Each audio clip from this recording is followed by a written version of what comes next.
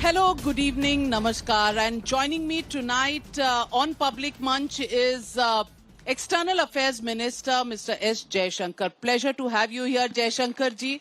Thank you. और तालियों की गड़गड़ाहट से पता चल रहा है कि पब्लिक बहुत उत्सुक है सवालों के लिए और सवालों से ज्यादा आपके जवाबों के लिए, क्योंकि आपको कहा जाता है वो सेंचुरी वाला बैट्समैन जो आता है डबल सेंचुरी लगाता है। Thank you. मुझे भी बहुत खुशी है कि मैं आज आपके साथ यहाँ बैठ पाऊँ और इन सब के सामने समय मिलने का मैं तो आभार प्रकट करता हूँ। ये समय है कि हमें अपना विषय जो है पब्लिक के सामने रखना चाहिए और यही हम दोनों लोग आज कर रहे हैं। बिल्कुल पब्लिक मंच है और ये हमारे साथ जो बैठे हैं ये फर्स्ट टाइम वोटर्स हैं और फर्स्ट टाइम वोटर्स अपना मन बना रहे हैं और इनसे कुछ खास पहले कहना चाहेंगे इससे पहले कि मैं सवालों की झड़ी लगाऊं? पर इनसे कुछ कहना चाहेंगे आप? नहीं, मैं बस इनको इतना कहूंगा कि मुझे भी याद है जब मैं पहला फर्स्ट टाइम वोटर था, 1977 का चुनाव था। ये पहला चुनाव था इमरजेंसी के बाद। तो अभी भी जब भी मैं चुनाव के बारे में सोचता हूँ, कोई भी अपने अनुभव के हिसाब से चलता है तो उस समय हम सब यूनिवर्सिटी में थे, हमने तो मन बना लिया था उस समय। मुझे लगता है बहुत लोगों ने मन बना लिया होगा। चलिए, जिनका मन बन चुका है वो अपनी जगह, लेकिन जिनका नहीं मन बना है तो आज शुरू करते हैं सवालों की झड़ी से। और पहला सवाल तो मैं आपसे पूछूंगी जयशंकर जी कि मोदी सरकार की जब बात होती है और पिछले 10 सालों की जब बात होती है तो बहुत बहुत ज्यादा बात होती है कि भारत का कद दुनिया में कितना बढ़ा और इस चीज की भी बात होती है कि विदेश मंत्रालय ने जिस तरह से भारत के कद को बढ़ाने में अपना एक योगदान दिया है। आप इसे कैसे देखते हैं? आपका बेस्ट मोमेंट और सबसे ज्यादा चैलेंजिंग मोमेंट अगर आज आप पब्लिक को बताएं। नविका जी, मैं तो सहमत हूं आपसे कि पिछले 10 साल में अगर देश की प्रतिष्ठा जिस परिप्रेक्ष्य से दुनिया हमें देखती है उसमें एक बहुत बड़ा परिवर्तन तो आया है। मैं बिल्कुल सहमत हूं आपसे। हम लोगों का सौभाग्य है कि पिछले 10 साल में क्योंकि मोदी जी इतने एक्टिव रहे, उन्होंने अपनी बात, देश की बात दुनिया के सामने रखी, उसका हमें जरूर बेनिफिट तो मिला है। दूसरा पहलू जो है वो है कि देश की इस दशक में हमारी क्षमताएं भी बढ़ी, हमारे योगदान बढ़े। अगर आप देखें कि कोविड के समय में, महामारी के समय में हम लोगों ने दुनिया की कितनी सहायता की कि करीब 100 देशों को हमने वैक्सीन पहुंचाया। तो ऐसी चीजें जो हैं वो दुनिया को जरूर छू जाती। माने घटना के बाद भी लोग याद रखते हैं कि संकट के समय में किसने साथ दिया, किसने याद किया, किसने नहीं किया। तो हमारे कर्मों का आज एक किस्म से उसका इम्पैक्ट जो है वो दुनिया में दिखाई दे रहा है। मैं यह भी कहूँगा कि हमारे युवा पीढ़ी और जो अलग अलग क्षेत्रों में जो भी हमारे टैलेंट जो है, अगर आप चंद्रयान की बात करें या 5G की बात करें या जिस स्पीड से आज हमारे यहाँ इंफ्रास्ट्रक्चर बढ़ रहा है, जो बाहर की इन्वेस्टमेंट जो आ रही है, तो लोगों को लगता है कहीं कि ये देश जो कोविड के बाद फिर से 7% ग्रोथ रेट पे वापस पहुंचा है, जहां इतनी सारी चीजें हो रही हैं, जो भी बड़ी डिबेट, कुछ भी दुनिया में कुछ होता है तो दुनिया जानना चाहती है कि भाई भारत का क्या मत है। कोई ऐसा मोमेंट जो आपको लगा बहुत चैलेंजिंग है और आपके लिए पर्सनली उसको नेविगेट करना आपको लगा कि पहले मुश्किल था और आपने कैसे किया? किसी की बात करूं तो मैं G20 का करूंगा कि G20 के समय में यूक्रेन के विषय में इतना विवाद था कि लोग अनुमान करते थे कि हम जो हैं G20 की सर्वसहमति बना नहीं पाएंगे, उसका रिजल्ट नहीं निकलेगा।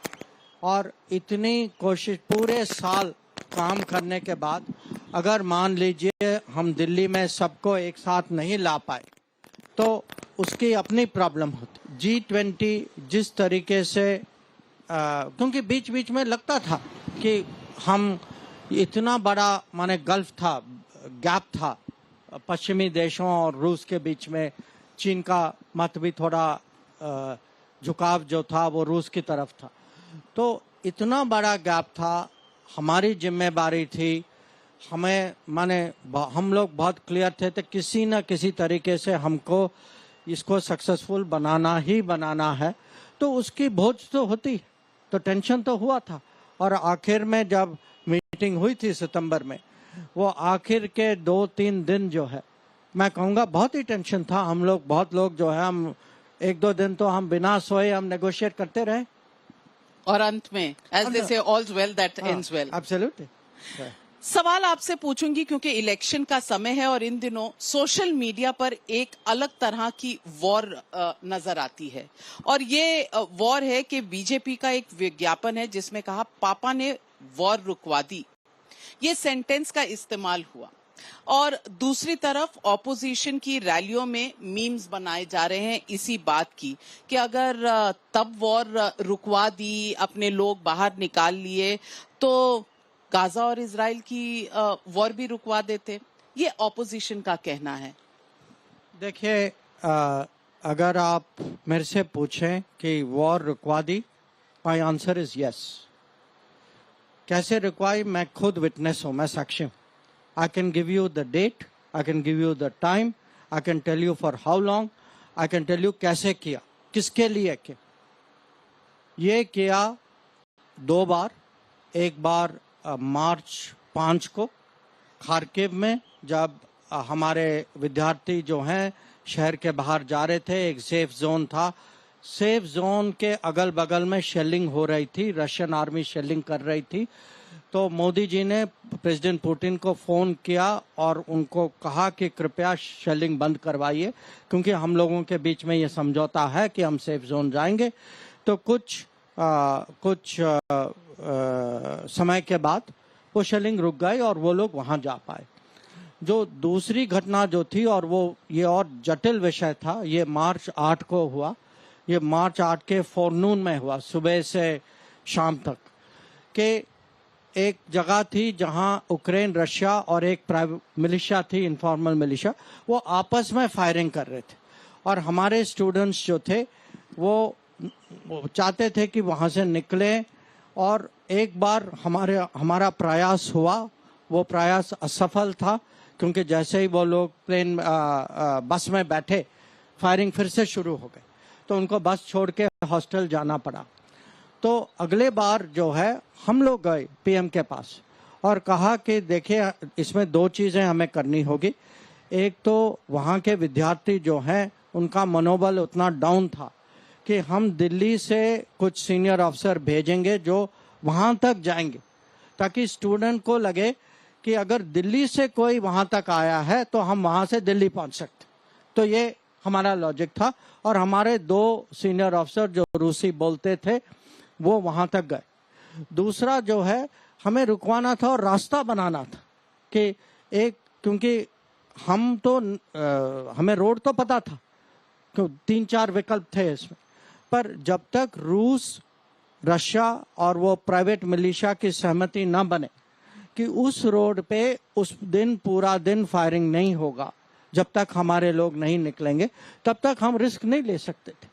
तो इसमें हम लोग पीएम मोदी जी के पास गए और उन्होंने, जब हमने एक्सप्लेन किया, तो उन्होंने उसके पहले प्रेसिडेंट पुतिन से बात की, प्रेसिडेंट जेलेंस्की से बात की। उन्होंने अपने फौज को कहा कि आप इंडियन रिप्रेजेंटेटिव्स के साथ इस पे कुछ सोल्यूशन ढूंढिए। तो दोनों लोग और वो मिलिशिया मिलके हम लोगों ने एक सैनिटाइज्ड पाथवे बनाया। उस पाथवे में वो बस में बैठ के वो लोग आए।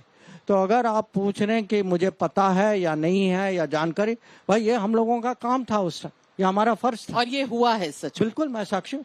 वो लोग स्टूडेंट निकले ना वहां से, सुमी के। अब ये सोचिए, सुमी के जो भी स्टूडेंट हैं वो आपको बता सकते हैं कि उस रात तक उस सुबह तक फायरिंग हो रही थी। उस दिन जिनको वो निकलना था फायरिंग बंद हो गई, तो किसी ने तो रुकवाया होगा ना, क्योंकि रात तक अगर फायरिंग हो रही थी, उनके निकलने के समय में फायरिंग बंद हो गई थी, तो कुछ तो हुआ होगा, अपने आप तो नहीं हुआ। बड़ी बात कह रहे हैं जयशंकर जी, लेकिन जयशंकर जी, ये जो विपक्ष रोज सवाल ऐसी बातों पर खड़ा करता है, उन्हें क्या कहेंगे आप? उन्हें मुझे क्या कहना, वो तो वोटर कहेगा ना उनको, वोटर कहेगा, जवाब तो वोटर देगा उनको। और अगर वोटर ने वो किया जो राहुल गांधी कह रहे हैं कि 150 सीट्स ही आएंगी? देखिए, वोटर राहुल गांधी को पहचानते हैं, आपको भी पहचानना चाहिए। मैं आपसे सवाल एक और करूंगी, क्योंकि अंबाला में मोदी जी ने कहा कि इस वक्त जिस तरह की सरकार है, दुश्मन 10 बार सोचता है, अगर सरकार बदलती है तो विदेश नीति भी बदलती है। मैं पूछना चाहती हूं, पहले जमाने में कहा जाता था गवर्नमेंट्स में चेंज पर फॉरेन पॉलिसी जो है वो स्टेबल रहती है, कंटिन्यू। वो गलत था, गलत, शुरू से गलत था। वो उस समय के लोग अपने स्वार्थ और अपने हित के लिए कहते थे, पर गलत था, मैं नहीं मानता। मैं आपको समझा सकता हूं क्यों नहीं। बताइए क्यों। ये आप सोचिए, एक तो लोग कहते हैं कि जो भी सरकार हो विदेश नीति पर सहमति, ये कहते हैं ना। आप जानते हैं कि जब हमारी चीन के बारे में नीति बन रही थी, नेहरू की नीति जो है उसका सरदार पटेल ने विरोध किया, उनके उप प्रधानमंत्री थे, उन्होंने विरोध किया। नेहरू के कैबिनेट में बहुत सारे मंत्री ऐसे थे जिन्होंने विरोध किया। बाद में जब 62 जब अक्साई चीन का रोड बना और चाइना ने 1-2 आक्रमण किए, उस समय अगर आप संसद में देखें बहुत बहस हुई, ज़्यादातर जो है उनकी पंडित नेहरू की चाइना पॉलिसी पे बहुत आलोचना हुई। तो ये कहना कि शुरू से सहमति थी और कहीं सहमति आज बिगड़ गई है, पहले से परंपरा थी, ये सच नहीं है।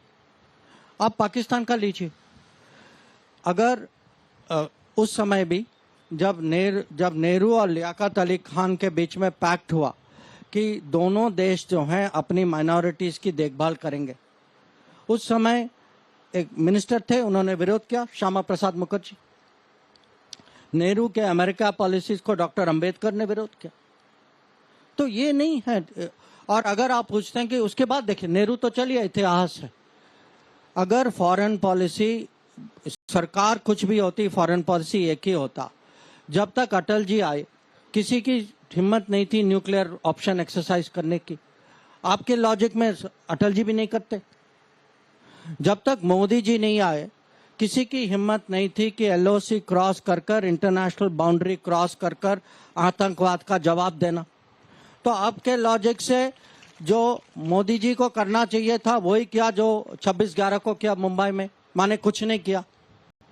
तो हमको आपके लॉजिक से हमें पुलवामा भी झेलना है, उरी भी झेलना है, हर चीज झेलना है, क्योंकि हमें पाकिस्तान की ज्यादा परवाह है।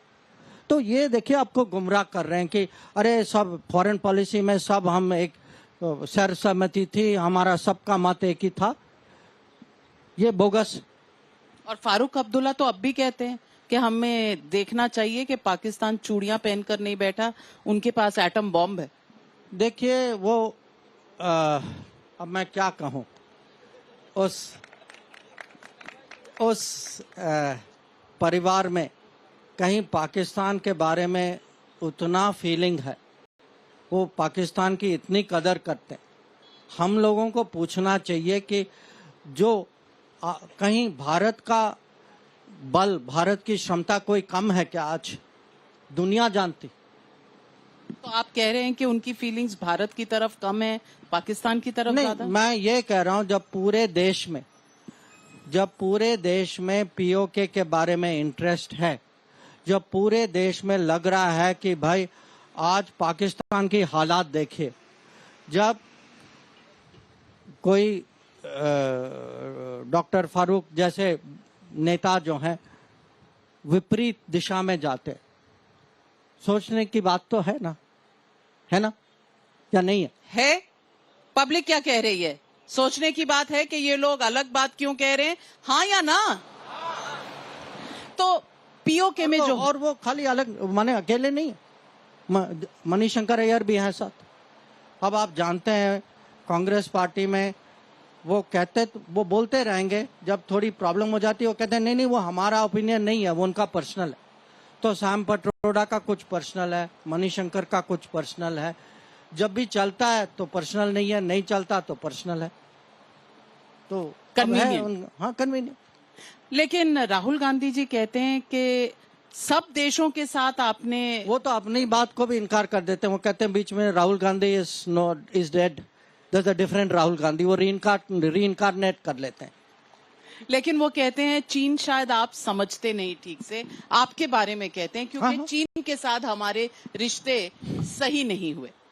देखिए वो तो चीन को इतना समझते हैं कि चीन के राजदूत के साथ सीक्रेट मीटिंग करते हैं। तो हो सकता है सीक्रेट मीटिंग में कुछ तो जानकारी तो मिली होगी ना, तो इसीलिए तो इतना अच्छा समझते हैं। लेकिन जब आपको कहते हैं कि आप चीन नहीं समझ पाते, चीन पे शायद आपको लगता है कि राहुल गांधी की एक पाठशाला होनी चाहिए। अब देखिए राहुल गांधी जी जून 4 के बाद उनको माने सोचना तो होगा कि क्या चलाएं, कहाँ चलाएं, किधर चलाएं। तो एक आइडिया है आपका, पाठशाला चलाएं। लेकिन पाठशाला में स्टूडेंट कौन होगा? अब वो जो नॉर्मली कहते हैं ना, जैसा टीचर है वो स्टूडेंट भी ऐसे ढूंढने होंगे। अब पता नहीं कहाँ से ढूंढेंगे, वोटर्स में तो नहीं मिलेंगे उनको स्टूडेंट। मैं आपसे ये भी सवाल पूछना चाहती हूँ कि प्रधानमंत्री ने मुझे एक इंटरव्यू में कहा, और ये सबके सामने भी आया है, कि बाहर के देशों का हमारे देश पर एक नैरेटिव बनाने का एक सिलसिला चल रहा है, और ये इलेक्शन के दौरान भी चल रहा है। खास करके तब जब अरविंद केजरीवाल को अरेस्ट किया गया तो यूएन द्वारा, यूएस स्टेट डिपार्टमेंट द्वारा और जर्मनी द्वारा कुछ स्टेटमेंट्स कहे गए। आपको लगता है कि हमारी देश के इलेक्शंस में कोई foreign interference and foreign influence है? देखिए मेरा कहना है चुनाव के पहले भी कि काफी समय से 10 साल से, मैं 10 साल भी नहीं, मैं उससे आगे की भी बात कर सकता हूँ कि एक दुनिया में एक विचारधारा है, और वो विचारधारा माने भारत में भी है, दुनिया में भी है। लोग जो उस सोच के हैं वो एक दूसरे की मदद करते हैं। ये आजकल ग्लोबलाइज्ड पॉलिटिक्स है। तो जब उनको लगता है कि उनके साथी, फेलो ट्रैवलर्स, फेलो थिंकर्स, जब उनकी राजनीतिक स्थिति भारत में अच्छी न हो, जब वोटर उनको रिजेक्ट कर देता है, तो उनको लगता है भाई बाहर से कुछ ऑक्सीजन सपोर्ट देना चाहिए, तो वो देते रहते हैं। ज्यादातर इसका जो माध्यम जो है ये प्रेस होता है। ये आपका प्रोफेशन है जो ज्यादातर ये करता है कि अगर आप देखें पिछले 10 साल से जब से मोदी सरकार आई है, वेस्टर्न प्रेस, उसकी एक liberal western, liberal left press जो है, वो बार बार हर विषय पे अटैक करती रहेगी, आलोचना करती रहेगी। ये होगा कि आपके यहाँ आपकी कोविड हैंडलिंग ठीक नहीं है, आपकी इकोनॉमिक हैंडलिंग ठीक नहीं है, आपके फार्मर्स पॉलिसी ठीक नहीं है। तो कुछ भी अगर आप देखें 10 चीजें हैं, अरे कम से कम 5 में तो मेरा निर्णय ठीक होगा ना।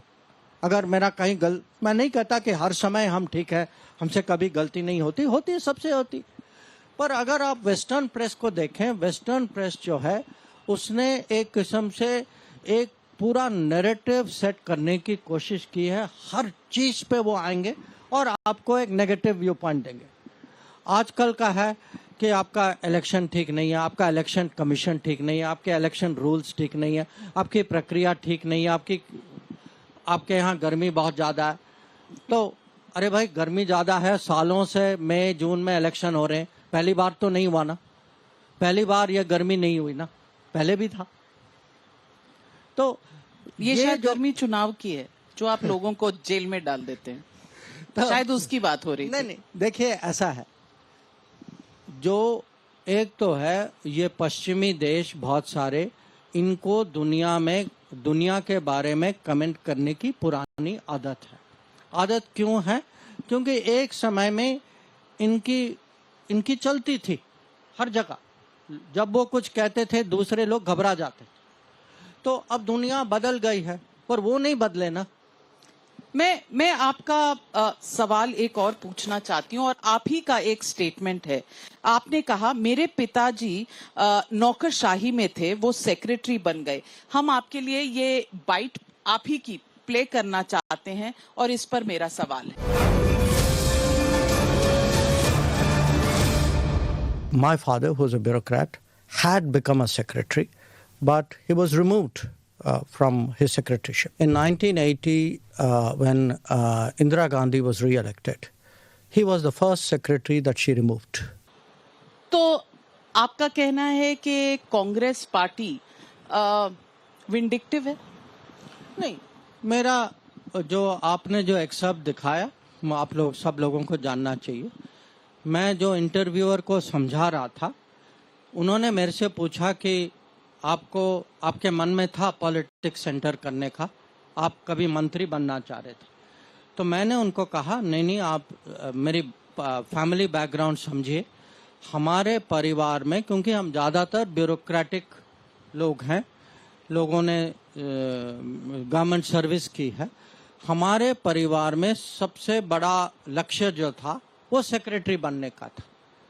तो और क्योंकि मेरे पिताजी जो थे वो कुछ ही समय के लिए सेक्रेटरी बन पाए, उनके पास काफ़ी सर्विस था उसके बाद, पर क्योंकि 7 साल उन्होंने, उसके बाद वो 51 थे जब सेक्रेटरी बने और फिर उनको हटाया गया। तो घर में कम से उनको थोड़ी निराशा तो थी, ये तो स्वाभाविक है। तो उनके लिए अपने बच्चे अगर सेक्रेटरी बन जाएं, ये बहुत गर्व का विषय है। तो मेरे बड़े भाई जो हैं, मेरे से सीनियर हैं, वो भी सर्विस में थे, वो मेरे से पहले सेक्रेटरी बने, और मेरे पिताजी उस समय वो जिंदा थे, उनके लिए बहुत गर्व का विषय था। तो मेरा कहना इतना ही था कि देखिए, मेरा जो मैं कहूँगा ड्रीम एम्बिशन था फॉरेन सेक्रेटरी बनने का, मेरा उससे ज़्यादा कुछ नहीं था। तो ये कहने का तात्पर्य ये था कि मुझे फॉरेन मिनिस्टर बनने का मैंने सपने में भी कभी सोचा नहीं था। और सोचा नहीं था तो ये सोच फिर आई कैसे? प्रधानमंत्री का वो मेरे दिमाग में नहीं आया ना, किसी और के दिमाग में आया। तो आपको फोन कॉल आया और आप बातचीत हुई, कुछ कन्विंसिंग? उन्होंने मुझे बुलाया, बात की, मेरे से डायरेक्टली बात की, जैसे आप बैठे, तो उनके मन में था, मेरे मन में नहीं था। लेकिन एक ही जब उन्होंने आपसे कहा तो कितना समय लगा आपको माइंड मेकअप करने में? नहीं, उन्होंने, देखिए मोदी जी बहुत कंसिडरेट हैं, माने उनको भी लगा कि उन्होंने मेरा सब आश्चर्य तो देखा होगा ना फेस पे। हाँ, फेस पे देखा होगा। तो उन्होंने मेरे से बात की, जो उनके मन में था वो बताया, फिर कहा कि आप सोच के मुझे बताएं। और आप तो फॉरेन सेक्रेटरी उनके साथ काम कर चुके थे। हाँ, तो आप उनको जानते थे, वो आपको जानते थे, और फिर उसके बाद कितना समय लगा सोच के बताने में? ऐसा था, ये जो हमारी जो बात हुई, ये कैबिनेट शपथ ग्रहण के कुछ ही दिन पहले हुई, उतना समय नहीं था डिसीजन लेने के लिए। मैं कुछ दिनों की बात कर रहा हूँ, 24 घंटे, 48 ऐसा घंटे, मोटा मोटा ऐसा ही कुछ, 24 घंटे जो भी था। और 24 घंटे सोच विचार करके अब आप काम कर रहे हैं, और 24/7 काम करना पड़ता है? नहीं, वो तो 24/7 पहले भी करना पड़ता है। अगर मोदी जी के साथ हैं तो 23/6 नहीं चलता, 24/7 ही चलता है। बहुत बड़ी बात आपने कही। लेकिन लोग अब भी यही कहते हैं कि जो फॉरेन वेस्टर्न नैरेटिव की हम बात कर रहे हैं, कुछ समय पहले हमने देखा यूएस की एक यूनिवर्सिटी में छात्रों ने प्रोटेस्ट किया गाजा और इजराइल की बीच की लड़ाई की। क्या एक्शन था वो? भारत के बारे में हमेशा हमें पाठ पढ़ाते हैं ह्यूमन राइट्स का। आपको लगता है कहीं ना कहीं दोनों में डिस्कनेक्ट है? देखिए, मेरे मन में जरूर उस समय ये अनुभव था कि हमारे यहाँ जब सीएए के बाद कुछ लोगों ने नाराबाजी की, कहीं ट्रैफिक रोका, कुछ प्रदर्शन किए, जो भी पब्लिक डिसऑर्डर जो क्रिएट किया ना शाहीन बाग, तो उस समय हमें बहुत बाहर से ज्ञान मिलता था कि ये डेमोक्रेसी में जो भी वो करें आपको ये झेलना होगा, आपको भी वो समय याद होगा। बिल्कुल, ये काफी लंबा चला था, मैं लगभग 1 साल। हाँ, तो मुझे इतना ही लगा कि जब अमेरिका में आप देख रहे थे कि लोगों ने यूनिवर्सिटीज जो उनका वहाँ जो व्यवहार जो था, और उसमें पब्लिक नॉर्मल यूनिवर्सिटीज की फंक्शनिंग में उसका क्या असर हुआ, तो जब उनका समय आया और उनको कुछ डिसीजन लेना पड़ा तो उन्होंने ले लिया, और जो डिसीजन लिया और जो हमें ज्ञान दिया वो अलग अलग था। तो हम लोगों, हमारा भी माने बनता है कि अगर कोई मैं आपको ये बताऊं और कल जब आपकी बारी होती है आप कुछ और करते, आप वही करते हैं जो आपने मुझे कहा कि नहीं करना चाहिए। तो आज कुछ ज्ञान देना चाहेंगे? नहीं, मैंने ज्ञान तो हम लोग दे चुके ना, तरीके से हम लोग देते हैं, कुछ ना कुछ कहते हैं, जिनको सुनना है वो समझ लेते हैं। क्या ज्ञान दिया? नहीं, हमने इतना कहा कि देखिए, डेमोक्रेसी में लोगों की हक भी होती है, लोगों की जिम्मेदारी भी होती है, दोनों का बैलेंस होता है। तो ये, और डेमोक्रेसी, किसी भी डेमोक्रेसी जो है उसका भी अपना कर्तव्य है कि दूसरे डेमोक्रेसी की जो परिस्थिति वो समझे। तो ये हमने काफी स्पष्ट रूप में उनके सामने ये बात रखी। कुछ पब्लिक के सवाल सोशल मीडिया के जरिए हमारे पास आए हैं। जितेंद्र सिंह अल्मोड़ा से पूछ रहे हैं, पिछले दिनों पाकिस्तान के साथ रिश्ते को लेकर कहा गया था कि अब गेंद उनके पाले में है।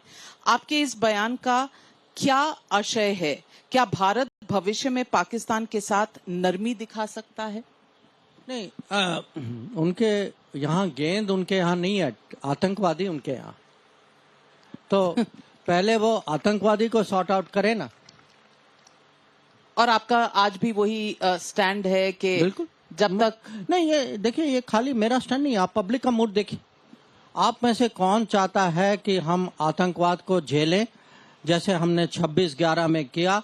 कुछ हुआ तो हम उसको बर्दाश्त करें, कुछ जवाब न दें और कहें कि नहीं, पाकिस्तान हमारा पड़ोस है, हमें बातचीत करनी चाहिए? आप में से एक भी आदमी इसके पक्ष कोई चाहता है? पब्लिक जोर से, कोई नहीं चाहता। जनार्दन जयपुर से पूछ रहे हैं, पीओके में इस वक्त काफी उथल पुथल है, वहां की आवाम ने पाकिस्तान सरकार के खिलाफ मोर्चा खोल रखा है। क्या आपको नहीं लगता कि अखंड भारत की परिकल्पना को साकार करने का यही समय है, सही समय है? देखिए, आजकल मैं देख रहा हूं, पिछले कुछ हफ्तों में भारत में भी पीओके के बारे में इंटरेस्ट जो है बढ़ रही है। अब नविका जी, आप ही याद करें, 10 साल पहले कौन याद करता था पीओके? 5 साल पहले भी कोई नहीं करता था। क्यों कर रहे हैं आज लोग? आज कर रहे हैं क्योंकि जब हमने जो है धारा 370 के बाद के बारे में जो निर्णय लिया, उसके बाद जो कश्मीर वैली घाटी में जो परिवर्तन जो आया है, उसका असर आप पीओके में देख कि वहाँ की पब्लिक, उनको लगता है भाई वो पड़ोसी वहाँ जो बैठा है उसके जीवन में इतना अच्छा हो रहा है तो मेरे जीवन में क्यों ना, और मेरे साथ ये जुल्म क्यों हो रहा है? तो उनके मन ये भावना तो है। आपके मन में कौन सी भावना, हम तो वो जानना चाहते हैं। मेरे मन में देखिए, भावना वही है जो संसद की सर्वसहमति के बाद एक निर्णय जो 30 साल पहले लिया गया था कि पीओके जो है भारत का अंग है, अंग था और अंग रहेगा। और मुझे विश्वास है कि जो आज आप कह सकते हैं कि हमारी अपेक्षा है, वो जरूर हकीकत होगी। तो थर्ड टर्म में वादा है कि पीओके भारत का हिस्सा? देखिए, अगर आप सेकेंड टर्म के शुरुआत में जिस हफ्ते मैं मिनिस्टर बना था, अगर आप मेरे से पूछते कि 370 के बारे में आपका क्या इरादा है, मैं आपको जरूर कहूंगा कि देखिए, ये भाजपा की कमिटमेंट है। कमिटमेंट एक चीज है, इरादा कुछ और है। क्योंकि कमिटमेंट को इरादा बनाने के लिए आपको देखना होगा कि सब चीज अनुकूल है, पॉलिटिक्स ठीक है, ग्लोबल सिचुएशन ठीक है, तो वो जजमेंट जो जिम्मेदारी जिसकी जिम्मेदारी है वो लोग मिलजुल के बनाएंगे। एक सवाल जो बहुत अक्सर लोग पूछा करते हैं वो ये कि एक तरफ चीन के साथ हमारे रिश्ते जो हैं वो सबके सामने हैं, वो बॉर्डर के कई जगहों को अपने चीनी नाम दे देते हैं, विपक्ष इस पर कई बार सवाल भी उठाता है। और इस सब के बीच में सवाल ये रमेश कुमार पांडे वाराणसी से पूछ रहे हैं कि साल 2023-24 में चीन एक बार फिर भारत के सबसे बड़े व्यापारिक भागीदार के रूप में उभरा है। भविष्य में चीन के प्रति भारत की निर्भरता को कम करने के लिए आप क्या रणनीति करेंगे? ये चीन के साथ हम एक कदम आगे 4 कदम पीछे जो होते रहते हैं, इससे निजात कब मिलेगा? नहीं, देखिए, इसमें दो विषय हैं, पर एक चीज जो पहले जो आपका प्रश्न था ना, मैं एक चीज मैं बहुत स्पष्ट करना चाहता हूं। मैंने कहा कि हम लोगों का कमिटमेंट है। पीओके कमिटमेंट, इरादा कब बनेगा वो मैं प्रेडिक्ट नहीं कर सकता। आपने पूछा अगले 5 साल में बन सकता, अगले 5 साल में बहुत सारी चीजें हो सकती। ठीक है, अब चीन का सवाल, चीन के सवाल का जवाब। तो ये चीन का जो है दो अलग अलग विषय हैं, कनेक्शन भी है। जो बॉर्डर का विषय जो है, आज जो है हम लोग, हमारी चुनौती ये है कि 62 के युद्ध में चीन जो है 38,000 किलोमीटर हमारी भारत की धरती पे उन्होंने कब्जा किया और उन्होंने ऐसी जगह पे पोजीशन ले ली जो हमारे लिए एक बहुत बड़ा डिसएडवांटेज। तो आजकल जो भी आप लोग पढ़ते होंगे ना, न्यूज़पेपर में, मीडिया में देखते होंगे कि चीन ने मॉडल विलेज बनाया, चीन ने नया पुल बनाया, चीन ने नया रोड बनाया।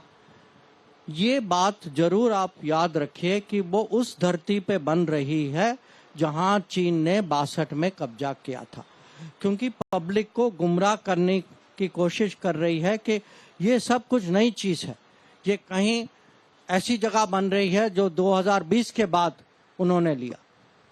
बन रही है 1959 लॉन्गजू में, 1960, 61, 62 पंगोंग त्सो में, 1963 जो शक्सगाम वैली जो हो रही। तो एक तो बॉर्डर की स्थिति आप लोग समझ लीजिए।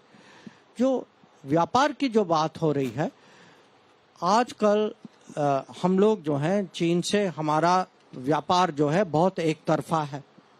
एक तरफा है क्योंकि हमारे जो व्यापारी चीन से लेते हैं उनके लोग हमसे नहीं लेते। और हम उनसे क्यों लेते हैं? क्योंकि हम लोग जो हैं अपने देश में मैन्युफैक्चरिंग, उसका सपोर्ट हम पहले वाले सरकार ने कभी नहीं की। तो हमारी मैन्युफैक्चरिंग कमजोरी है, हमें दुनिया से कहीं ना कहीं लेना पड़ता है। चीन जो है सबसे सस्ते में दाम बेचता है। तो इसका उपाय क्या है? उपाय है हमें देश में मैन्युफैक्चरिंग को बढ़ावा देना है। और यही है मोदी सरकार की नीति कि हम अलग अलग, हम लोगों ने इंफ्रास्ट्रक्चर बनाया है, हमने प्रोडक्शन लिंक्ड इंसेंटिव दिया है, हमने बैंक की क्रेडिट दी है, हमने स्मॉल मीडियम इंडस्ट्रीज को बहुत सहायता दी है। जब तक भारत में मैन्युफैक्चरिंग नहीं बढ़ेगा तब तक हमारा जो चाइना से इंपोर्ट जो आते हैं उसको कम करना मुश्किल होगा। So solution for China is economic growth at home, is manufacturing at home. और राहुल गांधी, रघुराम राजन जैसे लोग, उनका कहना है कि हम मैन्युफैक्चरिंग में कभी काबिल नहीं हो सकते, हमारी ये क्षमता है ही नहीं, हमें ट्राई भी नहीं करना चाहिए। हमारा सोच है कि ये हमें गलत रास्ते पे ले जाए। ईरान में चाबहार पोर्ट का एक नया अग्रीमेंट हुआ है, चुनाव के दौरान हुआ है। इस पर यूएस का भी स्टेटमेंट आया है। हालांकि वो समझते हैं कि इसका मल्टी डायमेंशनल इशू है, लेकिन वो एक तरफ ये कहते हैं और दूसरी तरफ आगाह भी करते हैं कि देशों को सोचना चाहिए सैंक्शंस के तौर पर। आज इस पर आपका क्या स्टैंड है? नहीं, देखिए, जो चाबहार का जो वहाँ जो बंदरगाह जो है, ये सालों से चल रहा है। माने वहाँ चाबहार बंदरगाह में एक पियर जो है हम लोग चलाते हैं। अभी तक हम लोग जो हैं टेम्परेरी उसकी हर साल एक्सटेंशन होती थी। अभी जो सहमति जो बनी है वो जो है वो लॉन्ग टर्म अग्रीमेंट। तो ग्राउंड में अगर देखें इतना कुछ ज़्यादा बदला नहीं है। यही होगा कि लॉन्ग टर्म होगा तो हम थोड़ी चीज़ और कर पाएंगे। और सैंक्शंस का डर नहीं, और सालों से ये बंदरगाह चल रहा है, आज तक उस पर कोई सैंक्शन नहीं लगा। तो आप रिकॉर्ड देखिए ना, रिकॉर्ड में है कि यूएस जो है इस पे यूएस को समझ है कि चाबहार बंदरगाह की उपयोग में यूएस का भी कहीं हित है, पूरे क्षेत्र का इसमें कुछ हित है। तो मुझे लगता है कि उनके साथ बैठ के हम इस बात पर जरूर हम उनको समझा पाएंगे, क्योंकि अगर प्रैक्टिकली आप देखें ये इस एग्रीमेंट के कारण ऐसी कोई बड़ी चीज नहीं हो रही जो पहले नहीं हुई है। हाँ, माने इन प्रिंसिपल हम इन्वेस्ट और करेंगे। हम पोर्ट को जरूर अलग अलग दिशा में इसके कारण और रोड वगैरह बनेंगे, पर उसके अलावा इन प्रिंसिपल कोई नई चीज नहीं। जयशंकर जी, क्योंकि पब्लिक मंच है, आपकी इजाजत से पब्लिक से 2 सवाल ले लूं आपकी इजाजत से? अरे बाप रे बाप, इतने सारे हाथ खड़े हो रहे हैं, but I am partial two women, so Good evening, sir. Myself, Mimansa Krishna, and I'm from Ramjas College. You have presented India as in a very strong manner. How, like, we want all those quality to be really reflected in ourselves also. So, how would like to suggest the ways which you have inculcated these kind of virtues, and what you have done that completely has made you as a charismatic external minister of this nation? I think, 2-3 answers. If you want to be confident, if you want to, first of all, find the inspiration, find the leadership. I tell people, and I mean this very sincerely, I said, look, it would be for anybody a great thing to be a foreign minister of a country. There's a lot to be proud of. But when you are Modi's foreign minister, that's a very special bonus that you have. I feel today that the country is confident. We have a challenge on the border. We are responding to it differently on the China border. We have, even with the United States or Western countries, they come and say, in a democratic world, we have an opinion. I have no problem. Please give me your opinion, but then be prepared to listen to my opinion about your opinion. Well said, well said. One last question right there. One last question. Good evening, sir. My name is Srishti and I am from WIPS, that is in Pitampura, Vivekanand Institute of Professional Studies.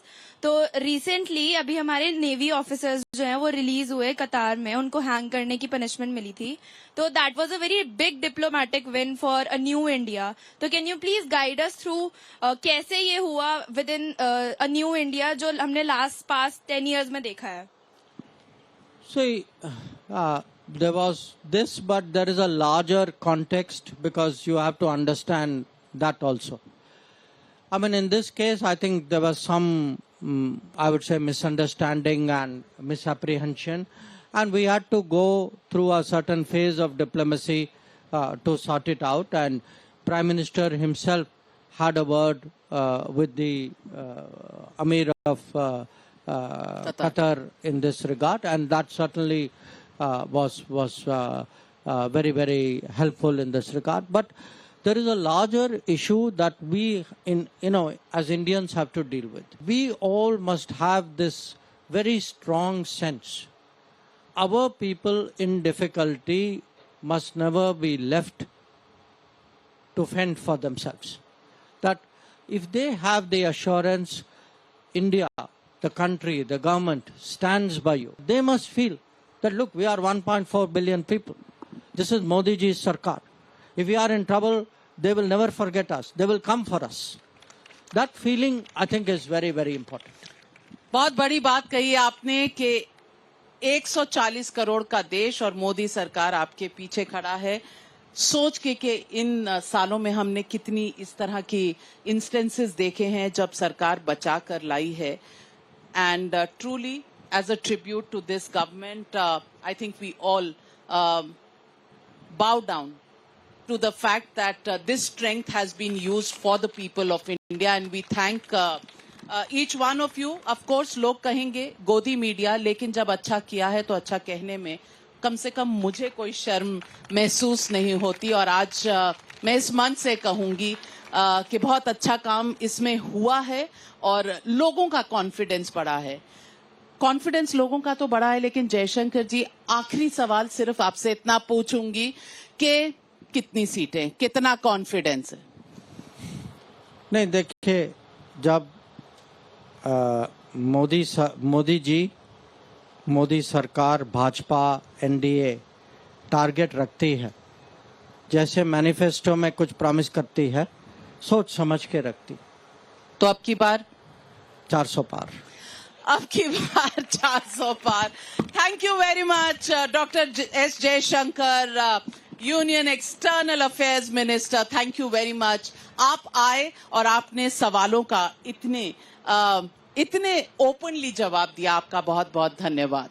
Thank you very much, and thank you audience for being a very good audience.